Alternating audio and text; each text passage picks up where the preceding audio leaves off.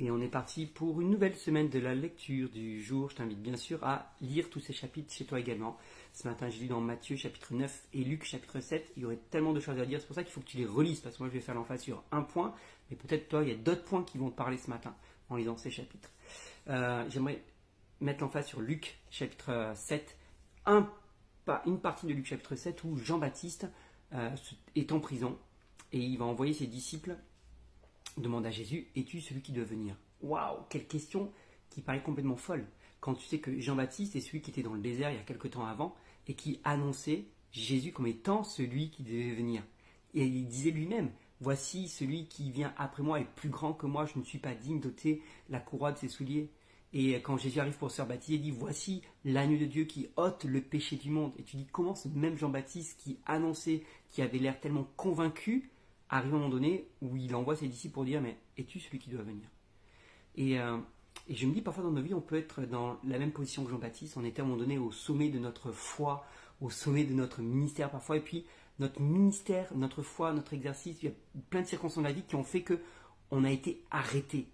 D'accord? C'est pas Jean-Baptiste qui a voulu aller en prison. Jean-Baptiste n'était pas découragé. Jean-Baptiste n'était pas abattu. Et donc, à un moment donné, il doute dans son abattement. Non, non.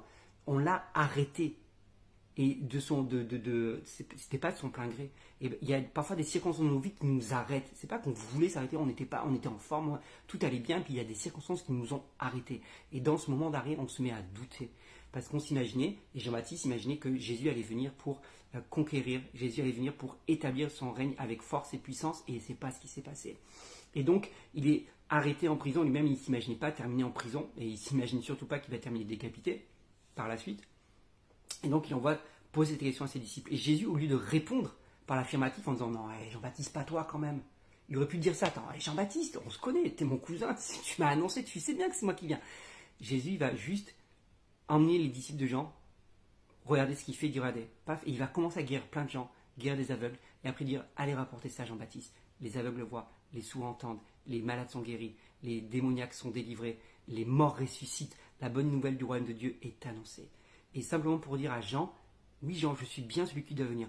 Peut-être pas comme tu l'imaginais, peut-être que je n'agis pas comme tu pensais que j'allais agir, et peut-être que ta circonstance fait que tu pensais autre chose. Wouh, mais pourtant je suis bien celui qui doit venir. Et dans nos vies parfois c'est pareil, on peut se retrouver à l'arrêt, on peut se dire mais pourquoi?